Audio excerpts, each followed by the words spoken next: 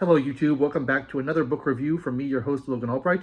Today I'm reviewing a book that was recommended to me a number of years ago by one of my subscribers, Miles Knight Estrada, who's one of my most loyal viewers and commenters, and I wanted to thank Miles for recommending this book. It's taken me a long time to get to it, but I did not forget, and I finally have read it. It is called The Private Memoirs and Confessions of a Justified Sinner by James Hogg. This book is a novel written in Scotland in 1824, I should say. I have the Oxford World's Classics edition here, which is very useful because it contains an appendice, a glossary of Scots words. There's a lot of Scots dialect in here. And it also contains lots of handy notes to explain things that are things like allusions to other works, especially to the Bible. There's an awful lot of Bible quotations in here, which are referenced in the notes in the back. So I like these editions. I have quite a few of them of other books. But I really enjoyed this. I was recommended this when I was going through kind of my Gothic novel phase. And while I wouldn't quite call this a Gothic novel, I don't think it hits all the boxes. It kind of is in that same neighborhood, has the same kind of territory as a Gothic novel.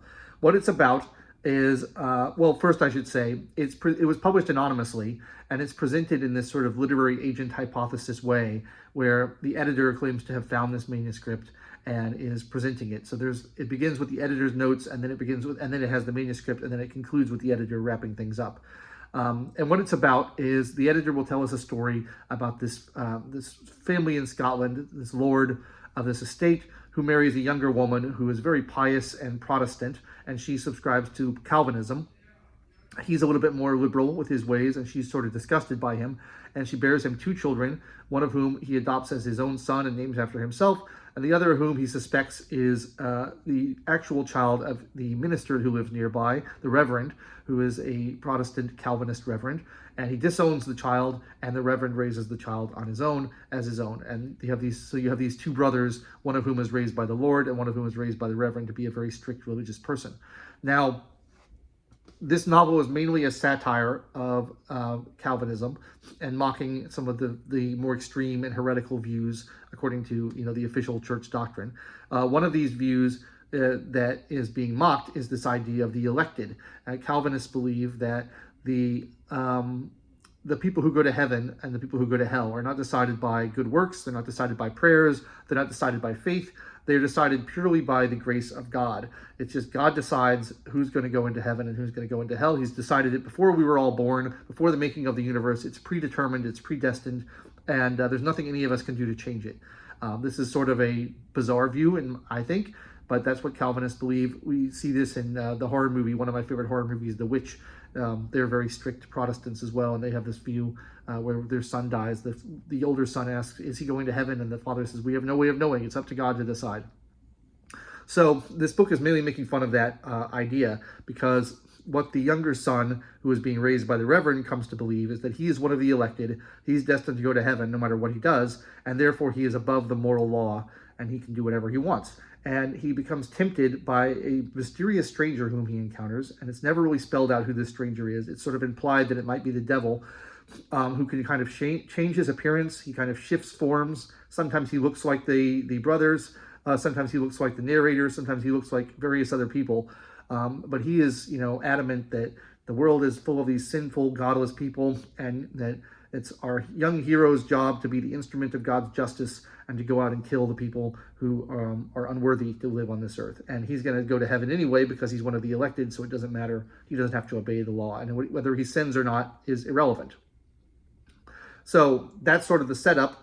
And then as we tell the story, the editor tells the story of what happens, and then we go back with the actual handwritten notes of the justified sinner, the young Calvinist, who believes that it's his job to rid the earth of the sinful, and we hear it from his point of view. Now, interestingly, the two accounts don't quite line up. There's a lot of differences between them, and I think that's intentional, and I think that's interesting. It kind of means we don't really know the true story of what's going on. We don't know who's telling the truth, who's lying, whether the details they get are based on kind of like folklore or hearsay, or whether they're based on actual historical accounts. But you get these two different points of view of the events, and I think that plays into this unreliable narrator trope, which I quite like. I think it makes the novel a little bit more subtle, a little bit more interesting. There's a lot of parallels in this novel, I noticed, to like other works around the same time that I can really see them being influenced by each other. There's a feeling of The Picture of Dorian Gray by Oscar Wilde. There's a little bit of Frankenstein in there. There's this kind of desperate pursuit at the end of the book that reminds me of the end of Frankenstein, where the creator is pursuing the monster. What else? The idea of the doppelganger kind of shows up. The E.T.A Hoffmann talks about the doppelganger a lot. A little bit of Dr. Jekyll and Mr. Hyde in there. And then there's elements of the Gothic as well. There's some quite, graphic descriptions of murders, which were apparently shocking at the time. They're not that shocking now by our today's standards, but it's pretty well, done. And there's a little bit of humor in there as well. And so, the other novel I was going to say that it reminded me of a little is the Gothic novel The Monk by Matthew Lewis. That also has, kind of a similar theme about the church and the kind of hypocrisy of religion, where it claims to be for peace, but then there's all this murder that goes on. So there's a little bit of humor, a little bit of satire, a little bit of murder, a little bit of daring do, a little bit of philosophy, a little bit of religion. The book's got a little bit of everything, and it's pretty short. It's about 200 pages long, so it didn't take me that long to get through.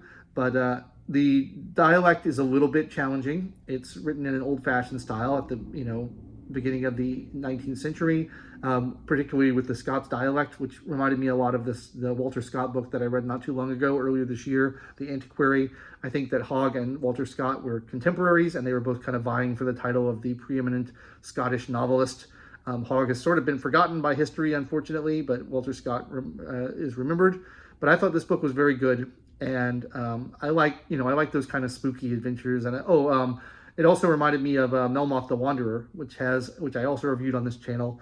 Melmoth the Wanderer has sort of this mysterious devil-like figure who shows up. It's never really explained either. And so I think there's parallels to all those other books. If you like those books, you're probably going to like this one as well. But I really enjoyed it. I like the different points of view. I like the things that are not quite explained. The young man sort of has doubts and routinely kind of questions whether he's doing the right thing or not, and is tempted to behave and to be good, but his mysterious friend who haunts him all the way and who won't leave him alone is always egging him on to do worse and worse things, and he can't quite escape that. So there's a little bit of the idea of destiny in there as well. Part of the Calvinist doctrine is that not only just that who's going to heaven is predestined, but that all sorts of things are predestined because God has already made the decision. It's already going to happen. You can't change God's mind. And so the kind of idea of fate and destiny and not being able to escape it is in there. There's a little bit of a detective story towards the end as well. And two women are kind of cooperating to try to figure out who had committed these murders and to bring the guilty party to justice. So a little bit of Edgar Allan Poe style kind of detective story in there. Lots of fun to read the private memoirs and confessions of a justified sinner. Hogg has written other works, many other works, but they're not really available from what I could see. I was looking to see if her other books were in print, and I couldn't really find much. So it seems like he's, apart from this one work, has largely been forgotten by history. So if you want to revive the memory of a good writer who has a very unique and interesting way of thinking about the world, I think James Hogg's Private Memoirs and Confessions of a Justified Sinner would be a lovely addition to your book collection.